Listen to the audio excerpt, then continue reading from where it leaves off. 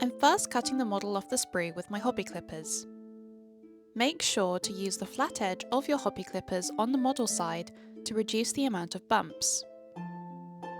I'm then lightly scraping the edge of each piece to remove any mould lines and bumps. I'm also using files to flatten uneven areas. Where I have over-filed this area, I'm going over the top with some Sprue Goo. Sprue Goo is a homemade mixture of cut-up plastic sprue pieces and Tamiya extra thin cement. I'm going to temporarily pin the pieces for painting. To do this, score a mark with a scalpel on where you want the pins, and then use a pen drill to drill a tiny divot. Do not go too deep, as you run the risk of not being able to remove the pins after painting. I'm using a small amount of superglue to secure the pin into the divot we just drilled.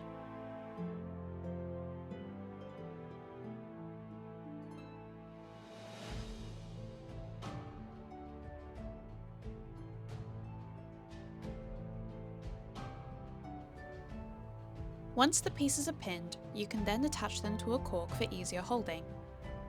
I'm first priming the pieces with grey surface primer and base coating the whole thing in chocolate brown. Next, I'm going over the shadow areas with Xerus purple, and then lessening the intensity with chocolate brown again. I'm going over all the fur areas with Agrax Earthshade. Once dry, I'm dry brushing with Ratskin Flesh, then dry brushing with Cadian Fleshtone, and then Karak Stone. For the nose and lips I'm using Old Rose, and for the face and teeth I'm using Silvergrey. I made sure to do fine lines as it goes towards the cheeks to make it look more seamless and give the illusion of whiskers. I'm using Bugmans Glow for the inside of the ears and mixing in a tiny bit of Old Rose for going over the top, as well as the bags around the eyes as well. For the skirt, I'm base coating it in Caliban green, making sure to do nice, thin, even coats. For the tail, I'm using Bugmans Glow. And I'm using Old Rose in flicking motions across the top of the tail for highlights. For the armour and sword, I'm base coating with Leadbelcher.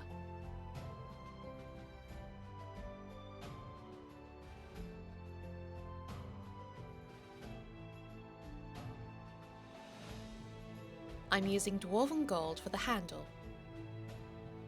For the belt, bag and armour on the skirt, I'm using Mournfang Brown. For the metal bits on the skirt, armour and the earring, I'm using Dwarven Gold. For the claws, I'm using Karak Stone. Moving on to the shield, I'm base coating the wood with thin coats of Dryad bark. I'm then going over it with Agrax Earthshade, and then dry brushing with Cadian Fleshtone. For the front of the shield, I'm base coating with German Grey and putting Black Legion contrast over the top. Once dry, I then dry brushed light grey and painted the trim with Leadbelcher. Next, I'm base coating the hood with Mephiston Red. For the highlights on the skirt, I'm using Warpstone Glow mixed with Caliban Green. For the centre of the shield, I used Mephiston Red. I used some corn red for the creases of the hood to create shadow, and then used Evil Sun Scarlet on all of the edges for highlights. I went back over the highlights on the tail with Old Rose mixed with some white, and painted the rope on the necklace with Karak Stone. For the centre cross, I used Dwarven Gold.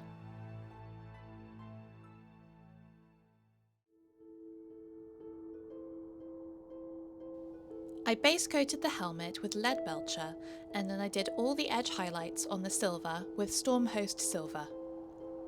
I washed all the leather with Agrax Earthshade, and highlighted it with Ratskin Flesh. I also washed the rope with Agrax Earthshade. For the rivets and links, I used Stormhost Silver. For the highlights on the skirt, I used moot green. For the eyes, I used Silvergrey for the whites of the eye, moot green to make a dot for the iris, and then I used a micron pen for the pupil of the eye. Moving on to the base, I started off by mixing some plaster powder with water to make a paste. I then took the pins out of the model and secured it onto the base with superglue. Because the model has been painted, I had to scrape the slot with a scalpel to make it a little bit wider for a better fit. Using an old brush, I covered the base in the paste we made earlier.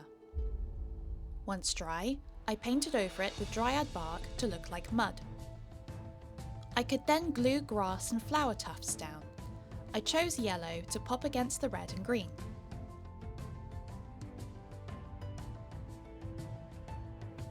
I also trimmed any loose areas and stuck a couple of rocks down.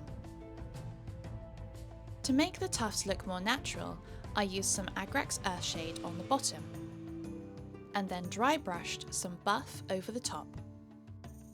I also cleaned out the edge of the base with chocolate brown.